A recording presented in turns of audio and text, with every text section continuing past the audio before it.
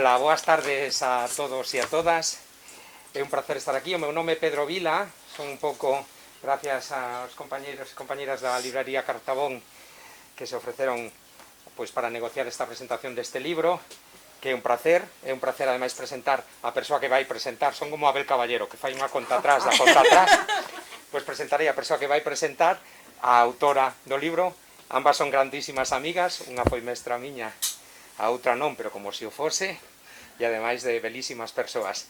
Lola Taboada, que foi mestra, por lo menos miña, no Instituto Álvaro Cunqueiro, e Ramona Siraldez, que escribiu este fantástico libro, que vale a pena ler, e que vos lo recomendo a todos. E vos deixo xa, porque eu pouca cousa máis tiña que decir. Moitísimas grazas. Moi ben. Bueno, pois eu empezo, din que sempre hai unha primeira vez para todo. Eu estou a primeira vez que fago tal cousa e non vos vou aburrir casi nada, porque en 3 minutos remato todo. E entonces dou-vos a palabra a vos e a autora, e que creo que sodes os que tedes que ocupar o tempo. Bueno, entonces ele é Ramona Siraldez Domínguez, foi catedrática de Lengua e Literatura Galega en varios institutos de Galicia, bastante relacionado sempre coa mar, que lle gusta moito, e agora está xubilada. As súas grandes paixóns, como ela di, son a lectura, a escritura, as viaxes e a fotografía. Conta vivencias súas e logo hai agasallos das súas amizades que a súa vez lle contan e ela plasma no libro. Ten varios tipos de viaxes con amigos e amigas, viaxes sentimentais, viaxes en grupo, viaxes soa, e logo, como boa viaxeira que era, pois viaxaba nas vacacións, nas pontes, nas fins de semana, cando podía. Entón, o título vedes que son as fotos da retina, o sea, son as fotos que non se fan con ningún trebello, pero, como di ela no seu prólogo, dice recordar e volver a pasar polo corazón. E son as fotos que non se fan con ningún trebello, pero son as que sin facer removen a nosa retina e lembranzas desta ou aquela viaxe. Aquí podíamos dicir si as cámaras recollen todo o que o ollo ve. Bueno, hai unha cuestión que queda no medio. No libro non nos dá a data das fotos, pero sí suficiente información para saber o momento da viaxe. E aquí podíamos tamén seguir un pouco a historia da fotografía, o sea, como vai, cando éramos pequenos, el nombre del pajarito que nos hacía la foto, logo os distintos as fotos cos carretes, etcétera, hasta que se chegou xa aos móviles. Pois como se chega a unha viaxe, danos datos, como chega, con reserva, sin reserva, aquela pregunta que facíamos cando íamos a Portugal, hai cuartos libres, Portugal anos, logo as postais tamén, logo diversos persoaxes disfrazados para facer a foto, ou ben disfrazado de Napoleón ou Lenin, pónense pa a cara e facías a foto. Bueno, pois estas fotos non van desto.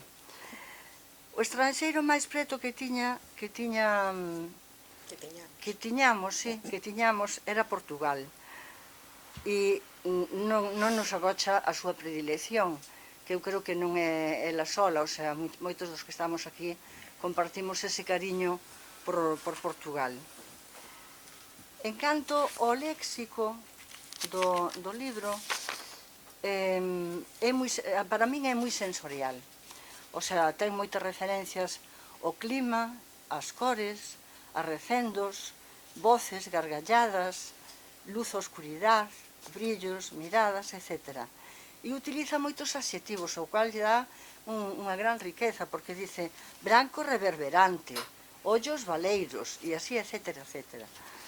E logo, ten fotos moi variadas dunha viaxeira moi viaxada, moi viaxada a sitios que non ten por que ser grandes países ni nada, pode ser unha vila que está a carón de nós, pero ten unha pegada na súa retina. É unha viaxeira moi viaxada, moi empática, e notase moitísimo en cada foto, é moi empática, é moi solidaria, é reivindicativa, é moi tenra, moi poética, amena, mesmo con intriga e sentido do humor tamén. E en algunha foto hai intriga. Isto en canto a forma, porque logo ides, bueno, o que decía, hai diversos motivos, viaxe con diversos motivos, sentimentais, culturais. E por último xa deciros que é unha delicia ler este libro, porque ten unha escrita moi fluida, unha escrita moi áxil. Dá a impresión de que Ramona lle sai todo dun xeito que non precisa traballar nada, o cal é un gran error, porque efectivamente o máis fácil, cando se fai claro e fácil, é o máis difícil. E finalmente, deixo-vos porque non vos vou destripar as magníficas experiencias destas fotos da retina. O sea que anímos a ver o libro porque realmente é unha delicia. E entonces, non sei, agora Imos alá. agora imos alá, efectivamente. Pois, a ver, antes de nada, claro, grazas a vos por estar aquí a esta hora que é a hora de ir ao teatro e ao cine e a tomar os viños e as tapas e, sin embargo, cambiades iso pois por unha tertulia, por un coñecemento de un libro que acaba de, bueno, casi acaba de sair e me parece, bueno, quedo vos moi agradecida por iso. A Cartabón, por suposto, grazas porque nos cederon este sitio tan acolledor, tan agradable, que, por outro lado, que sitio máis agradable que un sitio cheo de libros, non? E sobre todo para esta tertulia que imos ter. A Pedro, que é un colaborador incansable e sempre moi activo na organización das presentacións dos meus libros. A Lola, por estas palabras tan cariñosas e pola forma en que estudou atentamente o contidos dos relatos.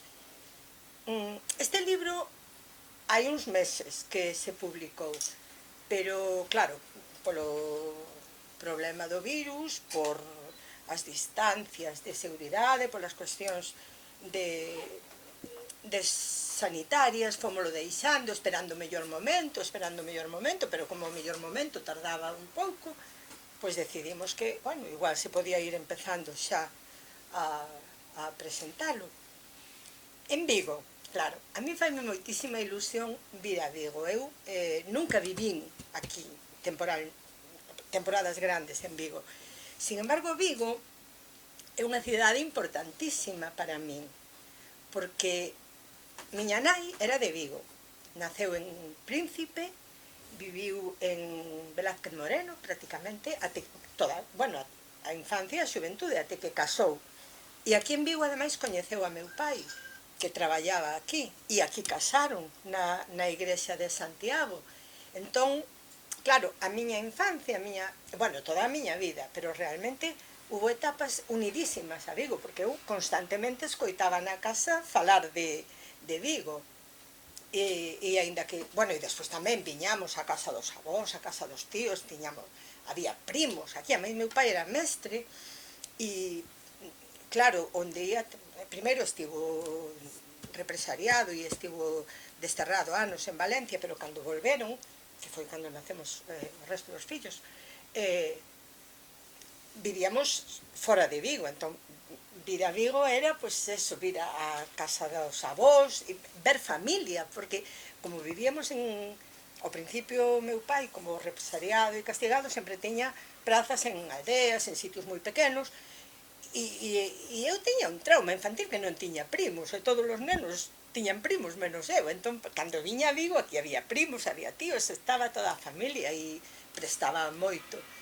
Logo, por outro lado, claro, miña nai, como pasou aquí toda a súa xuventude, a etapa máis bonita da súa vida e quizá máis divertida, falaba moitísimo de Vigo. Entón, na miña familia é unha constante escoitar falar de Vigo. De feito, cando veño a Vigo teño unha sensación extraña. Comentaba yo antes a Lola, eu vexo os nomes das rúas, Velázquez Moreno, Príncipe, Puerta del Sol, non sei que, incluso teño asociacións de lugares que non sei se ainda existen, a Marquesina do Unión, el Odeón, o Tamberlí, cousas de oír falar, e cando estou aquí teño como se fora a memoria prestada de miña nai, como si é unha sensación moi extraña, como se estuvese revivindo parte das cousas que ela contaba. E, bueno, por iso tamén para min é hoxe unha delicia estar aquí nesta cidade e que están moitos amigos, parentes tamén, familiares. Estou encantada de estar con todos. Pasando ao libro, a ver, isto non é unha guía de viaxes, obviamente, nin siquiera é un libro de viaxes, é un libro de recordos de viaxes. Entón, o que decía antes Lola, eu no prólogo xa explico que a etimoloxía é un libro de recordos e en latín recordar, recordis, é volver a pasar polo corazón. Entón, eu o que pretendía ao escribir este libro era revivir un pouco as miñas viaxes, volverlas a pasar polo corazón, pero compartilas tamén con lectores. Tamén decía Lola que as miñas paixóns, aparte da lectura, claro, é a escritura, é a fotografía e a viaxar. Son así as cousas que máis me moven, non? Entón, é un reto xuntar aquí as tres grandes paixóns que eu teño. Foi un reto, pero ao mesmo tempo foi un placer moi grande, non? Intentar con este libro unir as fotos, as viaxes e a escritura. Claro, non só eu teño estas pasións, Lola tamén, e seguro que casi todos vos gusta ler, vos gusta escribir, vos gusta viaxar, e ademais actualmente viaxamos moitísimo, e sobre todo as posibilidades que hai hoxe en día de transportes, de ofertas, de voos, de hotéis, e a xente constantemente viaxa, non sei que nos veña unha pandemia, nos metan a casa, pero bueno, esa xa é outra historia. E tamén facemos moitas fotos, e desde que temos cámara no teléfono, moitísimas máis. Porque, bueno, eu que teño unha idade, e algúns que estades aquí os recordaredes, as viaxes que facíamos coa cámara colgada, cos carretes que había de 12, de 24, de 36, ai, un carrete de 36 xa era o máis, non? E logo todo o que supoñía a volta da viaxe, quedar cos colegas cos que foras, ir cos negativos, quen quería unha copia de non sei que, copias do outro. Hoxe en día eso, tiramos fotos como tolos, ademais, como teóricamente se poden borrar, matámonos a facer fotos, que logo, por lo menos eu, que teño unha especie de dios de fotos, non borro casi nada, non sei que saia sin cabeza ou algo así, ao final casi non borramos nada. Entón temos os discos duros, cheos de carpetas, a tope de fotografías, con moitísimas fotos. Pero hai unha cousa que a min me chamou a atención moito, que é o que me inspirou o libro. Non é un libro sobre as fotos que eu teño, a miles. É un libro sobre as que nunca tiven. E entón, logo, se queredes ao final, falamos desto, porque é unha cousa moi curiosa. En casi todas as viaxes nos pasa que temos... Hai un momento en que vemos algo, unha persoa, un individuo, unha circunstancia, un detalle, algo que nos chama a atención, ou que incluso no momento casi nos pasa desapercibido. Tamén pode ser que non lle facemos foto, pero que despois, cando recordamos, é o primeiro que nos ven á mente ao pensar en esa cidade ou en ese país. E entón, claro, eu eso era sobre o que quería escribir, a forza que teñen esas fotos das que non queda ningunha proba, porque son as imaxes que guardamos na retina, as fotos que non temos. E por iso tamén o libro ten ilustracións, porque eu cando falei coa editorial, claro, eles me decían, pero por que dibuxos? Mellor ti terás moitísimas fotos desas viaxes. Digo, claro, toneladas.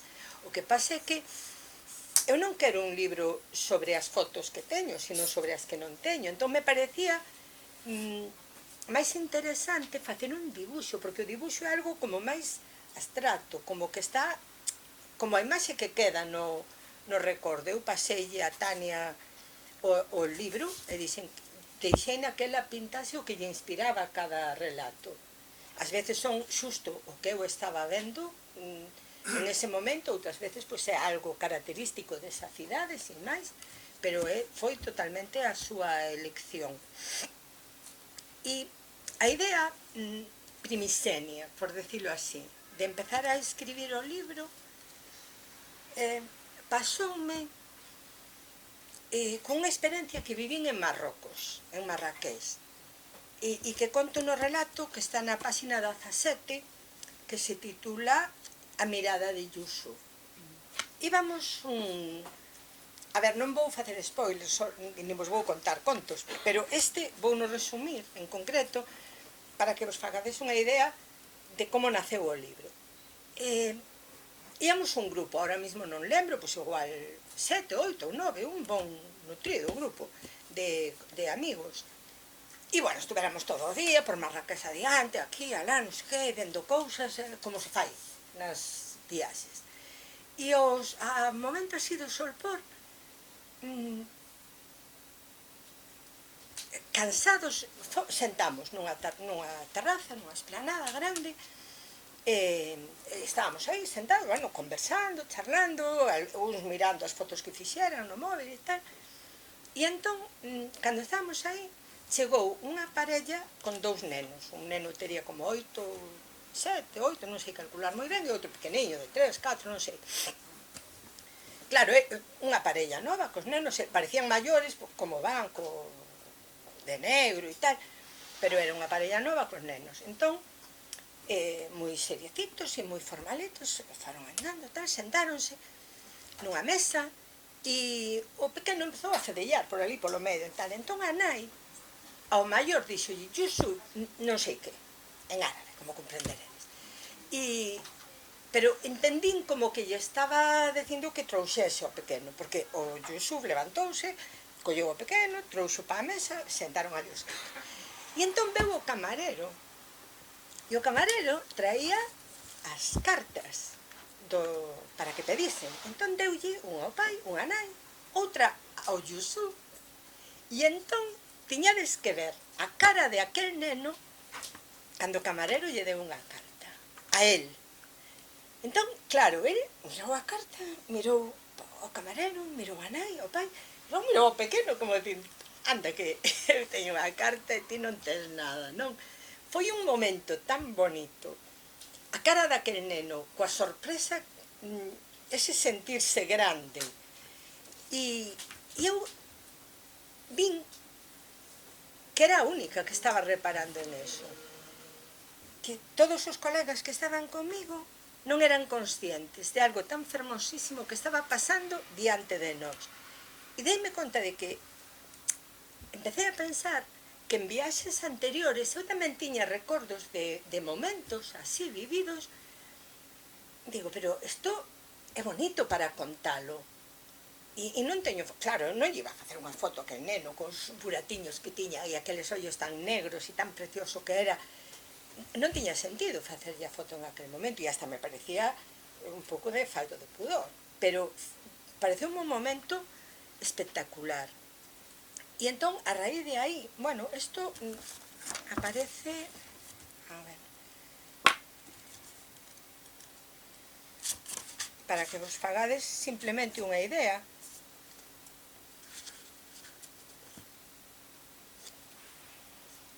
No momento en que o camarero di, unha para o pai, outra para a nai e outra para Yusuf. Yusuf colle a carta incrédulo, é para él. O xesto de sorpresa, de orgullo, de felicidade da súa cara é unha imaxe única. As faíscas nos seus ollos e a mirada profundamente negra e brillante. Olla a carta, olla o camareiro, a seu pai, a súa nai, a carta de novo, olla de esguello condescendente ao pequeno traste, tan pequeno que non ten unha carta como a súa para escoller un refresco, un xeado, un batido, o que queira, sin que ninguén teña que escoller por el. Ese pequeno pícaro inconsciente que xoga coas palliñas de cores que hai na mesa, alleo ao que pasa ao seu redor, alleo á viaxe que inicia o seu irmán a lombos dunha alfombra voadora en forma de carta de pastas duras de cor granate. Entón, un pouco esta idea que tuven eu, como de que Yusuf despegaba da infancia a un pouco xa unha idade, non digamos adolescencia, pero casi a raíz de ese momento, dese detalle de ter unha carta para él. E logo xa, a idea, isto foi así como unha primeira impresión de que se podía facer isto, pero a idea máis concreta de escribir estes relatos tuvena en México. Xa o conto no prólogo. Nunha viaxe visitando os monumentos de Chichen Itza na avenida ampla que vai onde están as pirámides e todos os monumentos, aos lados había un montón de postos de souvenirs, de recordos, bueno, de todo tipo de cousas que se venden en estes sitios turísticos, e os vendedores berraban recuerdos, collían o que vendían, recuerdos a 10 pesos, recuerdos a 10 pesos. Claro, eu, por deformación profesional como filóloga, aí estaba, deume por pensar na dupla significación da palabra recuerdos, o sea, por un lado, o concreto, un souvenir, un obxeto, algo que te levas dese país, pero un recuerdo tamén é o abstrato, a lembranza, o que che queda.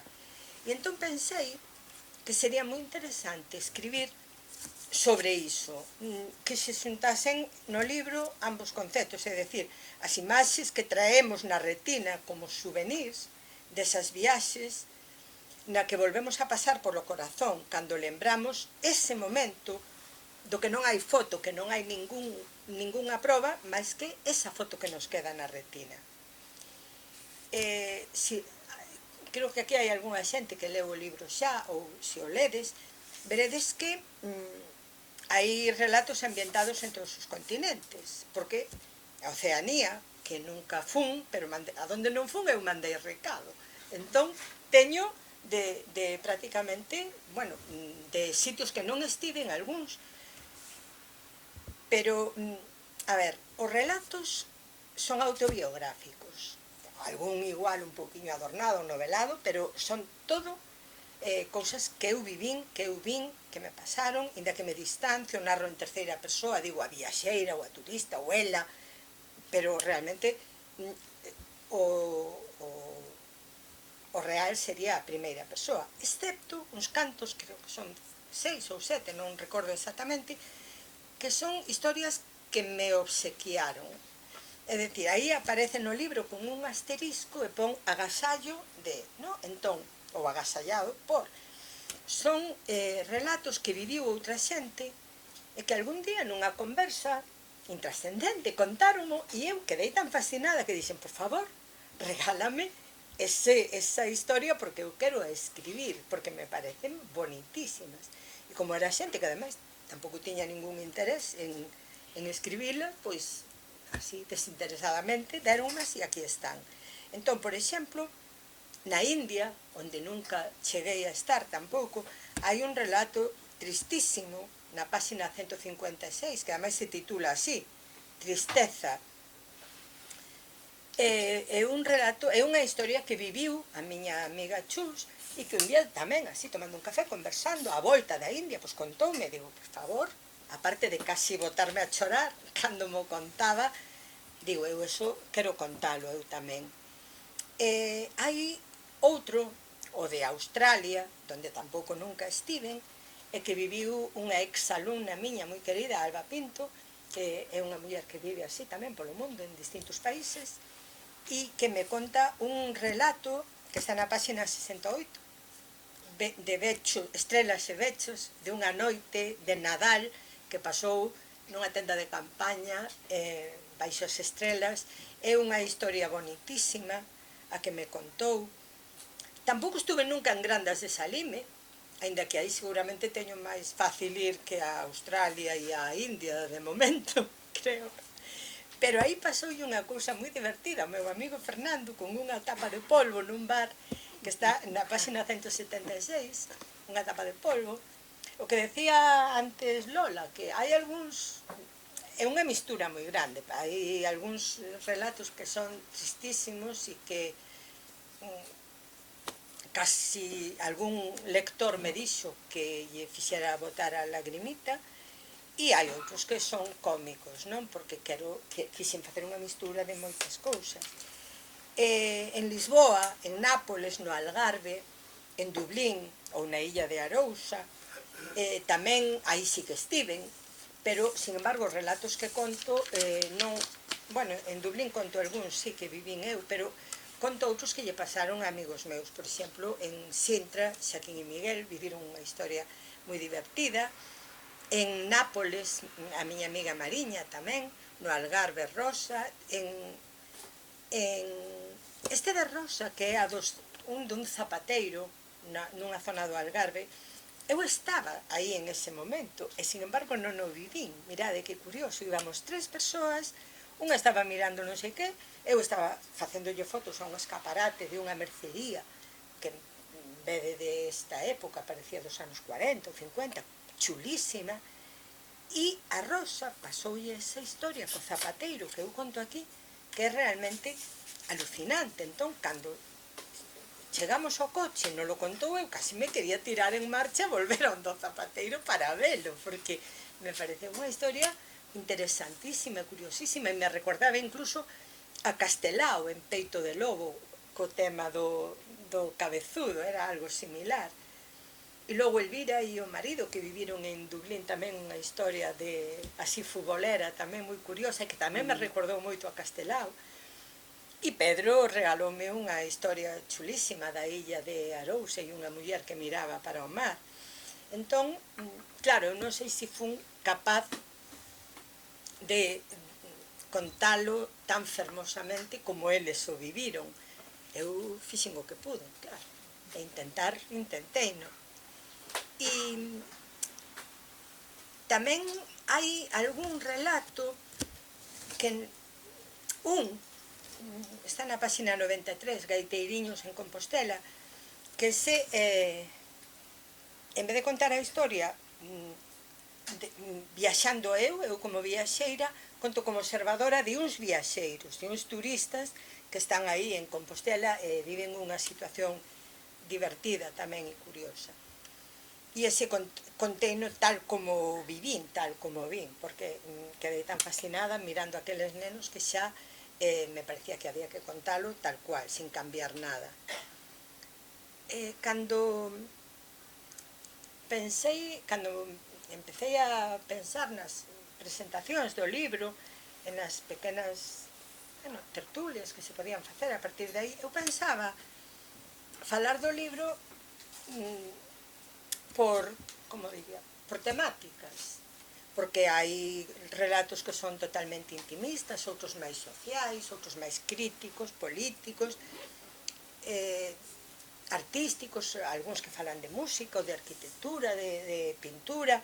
Entón, intentaba, que se podería facer así unha separación, pero deime conta que non, que era imposible, porque os temas están totalmente entrelazados. Entón, un relato que pode ser totalmente intimista, como unha historia de uns estudantes namorados, deses primeiros amores, compartindo un piso cutre de estudantes, e un amor efémero que dura esa temporada, un piso onde sempre sonaba a música de Silvio Rodríguez, de moda en aquel momento, e había un póster do Che Guevara na habitación. Entón, esa persoa, cando vai a Habana, o recordo que ten constantemente esa canción de Silvio Rodríguez dándolle voltas na cabeza, e aquel amor de xuventude co que nunca viaxou, nin foi a Habana, nin moitísimo menos, claro. Entón é algo totalmente sentimental e intimista, pero ao mesmo tempo tamén se fala da situación en Cuba, do período especial, das carencias, da magnífica educación e da formación que reciben os escolares, e se fai unha análise un pouco tamén da situación. Entón, digo, pero non se pode falar por separado de cada cousa. O conto ten varias... Entonces tomamos un café, hablamos mellor, y bueno, deixámoslo aquí, se vos parece, que comentedes ou preguntedes ou opinedes sobre o que queirades e entablemos un pequeniño coloquio, se vos parece oportuno, e antes agradecervos moitísimo novamente a presencia.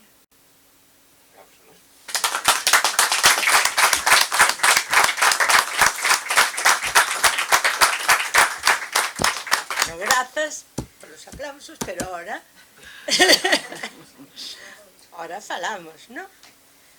Tedes algún recordo de algo así, que nunca non vos lo vou roubar, para o próximo. Que guai. Pasamos detrás, pa segunda de la librería y allí pusieron de un algo que vos cafecito. pasou así, non había así que dixera de Pues, fogo. media hora y lo que fuese, no sé. Pero fue muy tierno. Claro, Pues, en Grecia, buscando un diccionario español-griego que no encontrabas, porque lo que había era griego francés o griego inglés, pues en Tesalónica, en una librería, sí tenían un libro así, un diccionario griego-español. Sí. Y curiosamente el señor hablaba una cosa bastante rara, pero me entendía. Y cuando me dio el libro, me dijo, el momento en donde eres española, así, que encuentras un poquito de tiempo, y es esa cosa de autoestima que te da una ceja para arriba. ¡Ay, qué bonito! Es muy bonito como Hay aquí un relato de Sefardís. Hay aquí un relato de Sefardís. Un café, hablamos y bueno, me parecía curiosísimo, ¿no? Esa forma de hablar y de... Sí. Muy bonito, sí. A min eso pasoume en Turquía, que de noite salimos a dar unha volta alrededor do hotel, porque era toda unha turistada e unha danza dos velos e non sei que e tal. E fomos afastándonos e había un grupo de xente sentada e estaban cantando. Pero claro, nos entendíamos a letra. A la una yo nací, a las dos me casé, ¿no? E dixemos, pero isto... E fomos arrimando así... arrimando, e ao final eles chamaronos e dixeronos que fóramos para ali e nos contaron que eran sefardís e toda a historia, e é super chulo. E foches falar co pai? Sí, claro. Que guai. Pasamos detrás, a la parte de atrás de la librería, y allí pusieron un cafecito y allá estuvimos, no sé, media hora y pues no sé. Pero fue muy tierno. Claro, pois claro, eso é o que eu pretendía aquí, porque aí, vale, que faz? Unha foto do señor? É que non, é o momento, non é solo...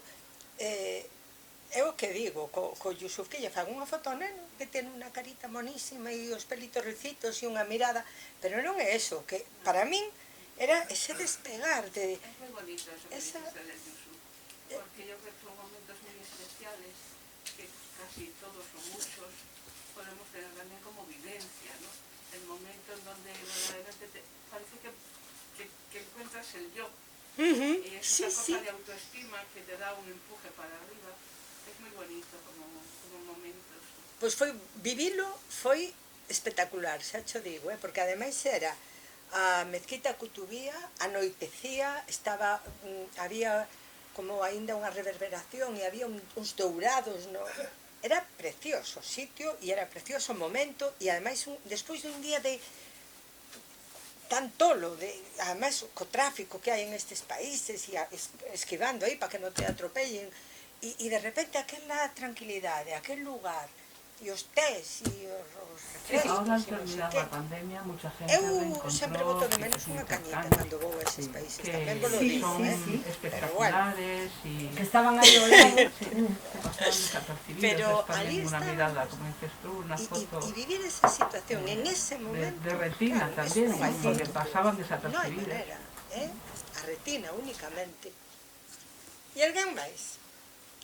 Pois parece que vai de Sefardís, porque eu tamén en Istambul tive un así parecido, o sea, andábamos polo barrio e tal, andábamos un grupo falando e tal, e entonces aí un señor dun comercio, e dice, sois españoles? Dice, sí. Pues yo 500 años más español que vosotros. O Más español e mucho español. Mucho español. E fixenos moita gracia, estivemos falando con el e alá foi a buscar unha chave que yo non sei se era simbólica ou era de verdad e enseñounos, pero fixenos moitísima gracia que dixera, pues yo 500 años máis español que vosotros. Digo, bueno, pues está ben. Sí, sí. Non é unha historia de... É que pasan cousas Entón moi está chulas esperando cando se se salían hace. historias. Eu voto moito en falta. Non, Por que favor, eu tiven a sorte pase de isto ler o pronto, libro, que nos podamos comparto volver a o botar de aos delicioso, camiños xa porque unha vez. é como Porque unha botan bombonería, falta. non? Entras e vas collendo, ai, este de aquí, este... Pero bueno, sabe que así, tampouco este fai xa. falta ir moi longe, No, non? Para, no. para No, algún, Porque mira, claro, levas levas así de repente como en flashes a situacións moi diferentes. E tamén me pareceu moi generoso pola túa parte compartir esa parte que é vivencial das viaxes e aínda que sexa humorística ou tal, é íntima sempre, non? É... Sí. Sí. Espectaculares Que estaban aí ao lado. que pasaban desapercibidos, es tamén unha mirada, como dices tú, unha foto de retina tamén, Sí, ¿no? sí. Que pasaban desapercibidos. Alguén máis quere contar unha historia que teña? Seguramente. Xuro que non a roubo, de verdad.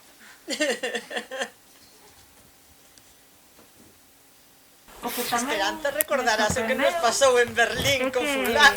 en moitas viaxes tamén das ela, a popular. Ela estaba, así, cando a historia do Fulán. A do Fulán foi moi divertida. Claro, é que hai de todo, hai algunhas divertidas, cómicas, comparativas. Sí.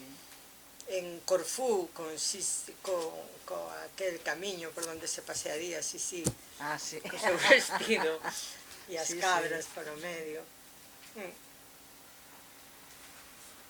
Queredes marchar a tomar os viños, non queredes falar ni nada. Eu quero decir algo, pero non é unha historia de... Entón estaba esperando se salió. Non, que eu tiven a sorte de ler o libro, comparto o de delicioso, porque é como unha bombonería, non? Entras e vas collendo, ai, este de aquí, este, sabe así, este asá. Ai, que bonito eso, que me dixeches, Sí. Porque claro... unha bombonería. Eu que son de chocolate a así muerte. de repente, como en flashes, a situacións moi diferentes. E tamén me parece moi generoso pola túa parte compartir esa parte que é vivencial das viaxes e que, ainda que sexa humorística ou tal, é íntima sempre, non? Sí, e hai algún... Despois, casi me arrepentín de algúns. Porque algúns é un striptease total. Algúns son un striptease total e digo, ai, pero eu como publiquei, como escribín, no, pero como publiquei eso? Igual ahora algún o quitaría, pero ahora aí está, deixo Non aí. sobra ningún.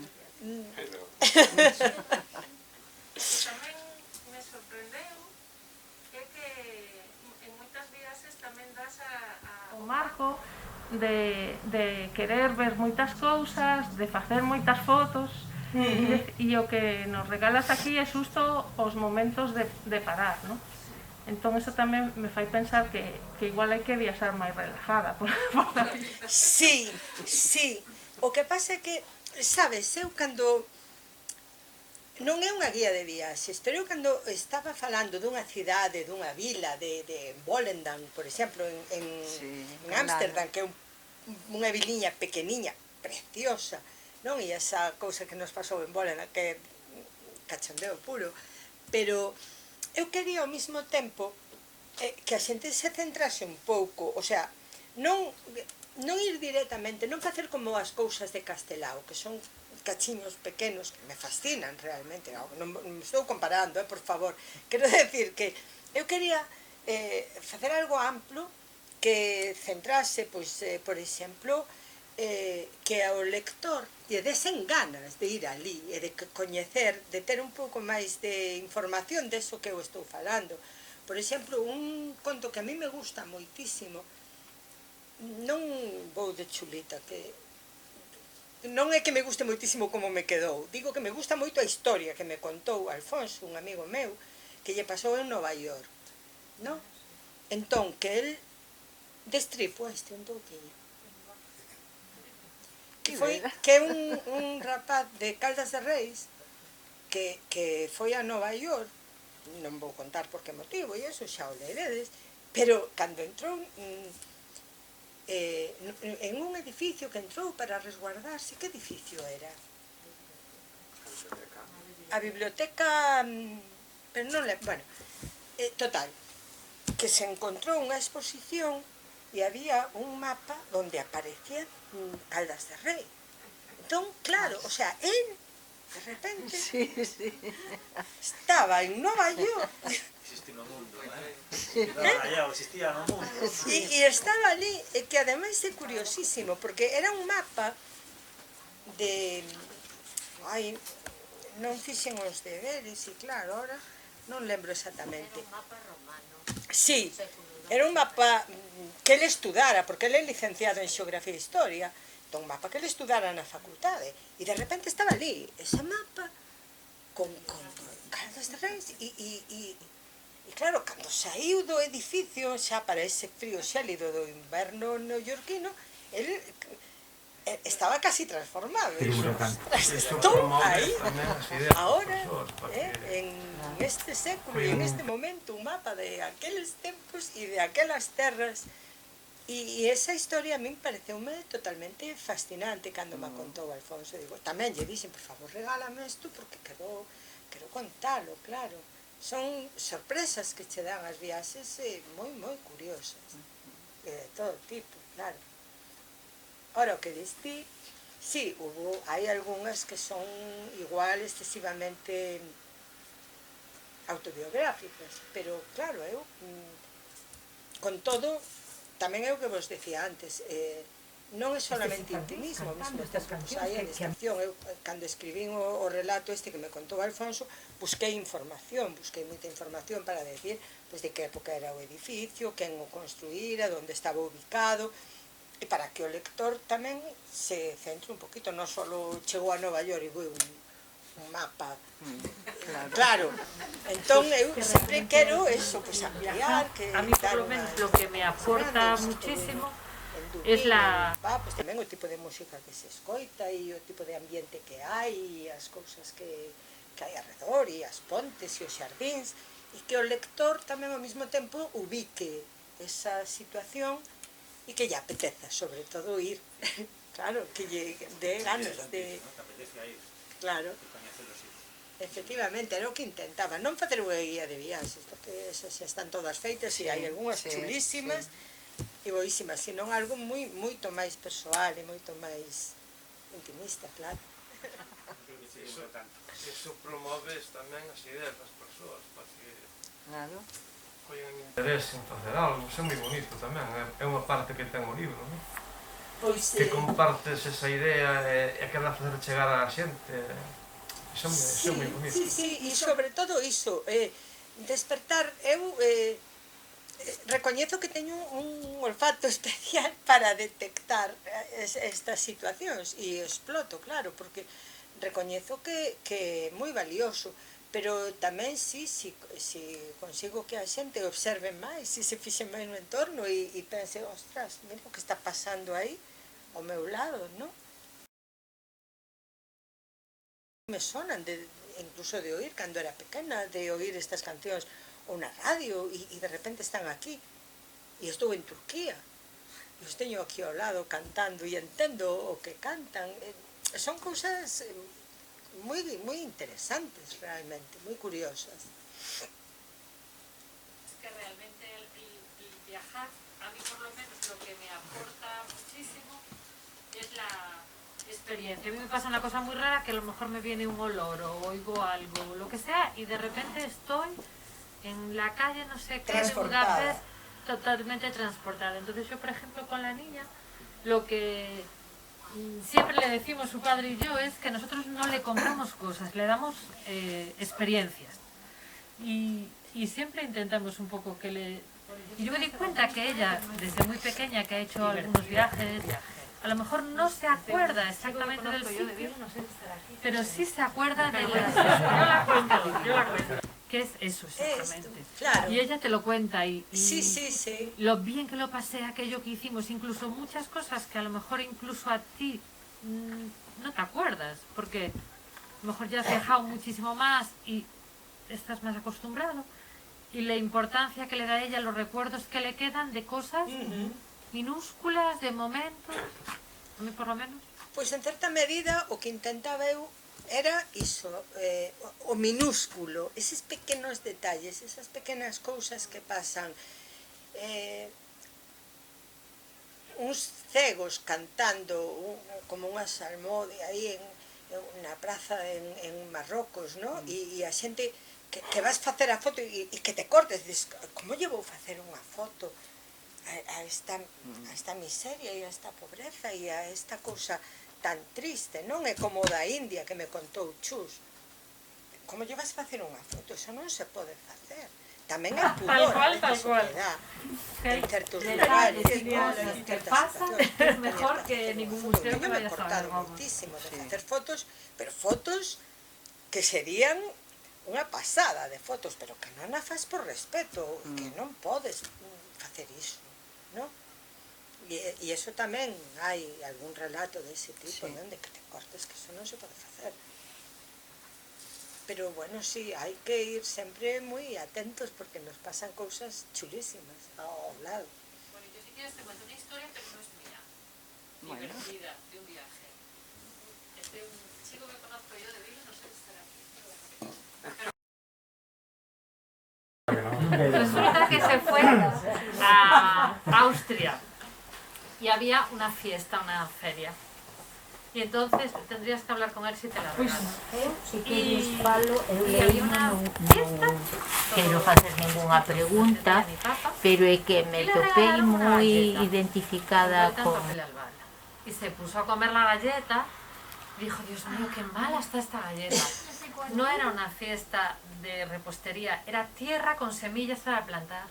Se la zampó entera. Entonces, claro, yo esa historia, por ejemplo, no la viví, pero me la contó y me reí tanto cuando me la contó, que yo creo que la he debido contar no sé cuántas veces. Me parece tan divertido que es que casi me veo. Yo me imagino de cuando estuve en Viena, en una plaza de estas enormes que hay, que te encuentras a veces fiestas, mercadillos, tal. Yo no estuve, pero me lo imagino tal cual, el pobre hombre comiéndose la tierra. Estaría genial aquí. Tal cual. Estaría Detalles y genial cosas aquí. que pasan, es mejor que ningún museo que vayas a ver, vamos. Eu procurei tamén meter algunhas divertidas, como o chasco que levou Fernando coa tapa de polvo, por exemplo, e a vergonza que pasou. E intentei, claro, no, que fose moi variado o libro, cousas tristes, cousas amenas, cousas divertidas, cousas sentimentais, algo de todo.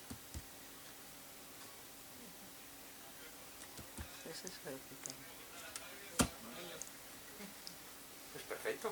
Bueno, se non queredes contar ni compartir máis historias, ou se alguén que lese o libro que quera facer algunha pregunta sobre algún relato ou algo que lle de certa curiosidade.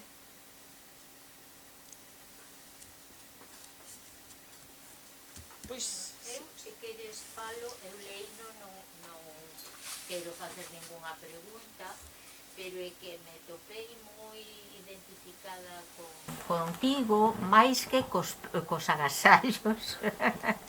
Entón, eres máis nova que a min, pero eu vexo no libro unha especie de estudo tamén, o que ti decías, sociolóxico, non? É dicir, como un cambio, o que decía Lola, do fotógrafo do pajarito, de cando ir de viaxe significaba mercar postais, mandarlle unha postal a todo Quisque, tal, e agora vas a unha viaxe e non topas ningunha postal, é dicir, todo o que traes na cámara de fotos, despois bombardeas a todo o mundo no WhatsApp, mira onde estuve, mira que maravilla, tal e cual, non?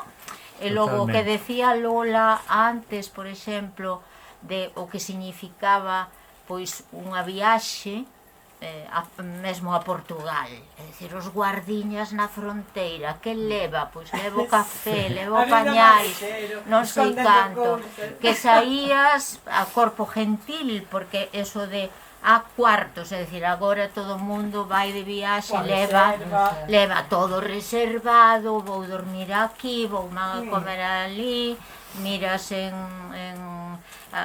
os restaurantes recomendados, pois esta terraza é guai porque se mira non sei canto, non sei que, e antes era salir pois un pouco a Viva la Virgen, máis aventura, non? a cuartos. E a veces, Claro. non sei se recordas, a recepción, porque, a ver, eu viaxaba de pobre, pobrísima, e entón a veces a recepción estaba no segundo ou no terceiro andar, e ías coa maleta, que non tiñan rodas ni nada, e nin había ascensores, e ías ali, a cuartos, non, e outra vez para baixo. Menos, e o mellor non había cuartos, tiñas Claro. que buscar outro sitio. E aí conto esa historia que nos pasou a María Xosella, Tamén vexo, aínda que non bueno, que gañamos cartas para quedar unha noite máis en Portugal, porque parece estamos que sin nada. E tamén é unha de historia moi ver, divertida, e aí pasou vamos, a con cuartos, mesura. a cuartos. E logo que distas postais, vou vos contar Os das postais, unha anécdota que me pasou. É unha tontería, pero foi moi divertido, porque eu teño unha amiga en Alemanha que se chama Heidi. E entón... sí, porque hai referencias, bueno, a río, calor, sudor, Entón, azuis, non sei canto, estábamos, non me acordo onde, pois, non sei en que país estábamos. Eu sei que comprei postais para mandar, e entón mandei un montón de postais, pero non me chegaron os selos, faltábame 2, entón quedaronme 2 postais sin mandar. Unha para Pedro e unha para Heidi. Entón, dime, non era consciente en ese momento para nada. Entón, dime unha amiga, tes todas as postais? Botaches as postais todas? Se non, quédame a de Heidi e a de Pedro. E foi un momento de moitísima risa no grupo, porque claro, quedou así. Quedaba Heidi e Pedro. Se chamaba o can, non era? Sí, faltaba o can. Sí, son anécdotas curiosas, pero bueno, a mí eso de Heidi e Pedro quedoume tamén, a postal de Heidi e de Pedro.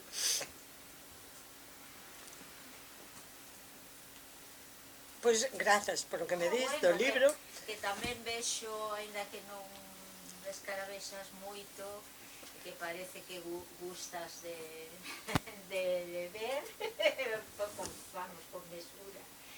Falas de viño, falas de comer... Bueno, con mesura a veces, No, bueno, non quero ser faltona porque eu non a coñezo, pero bueno, que en eso tamén me identifico contigo. Sí, porque hai referencias, bueno, a frío, calor, sudor, azuis, non sei canto, pero me chamou a atención o do viño e isto, como ves de decir ahora o da cervexa nos países árabes, non? Pero bueno, que tamén se pode beber cervexa e viño nos países. Sí, claro, sí, pero depende, hai sitios en que son moi radicais. Porque eu recordo en Exito, claro, sempre nos poñían no hotel xa para nós, porque como éramos uns viciosos de aquí, dáballes igual, mirábanos así e nos poñían ali a cervexa. Pero en un sitio que fun, e eu preguntei, ademais, hai cervexa? E dixeron, sí. Seguro, sí. Pedín a cervexa. E aquelo era como un caldo, unha cousa noxenta de todo. Debía ser unha cervexa, obviamente sin alcohol, pero aquí ainda hai cervexas sin alcohol, que unha vez que tomei antibióticos tuven que tomala.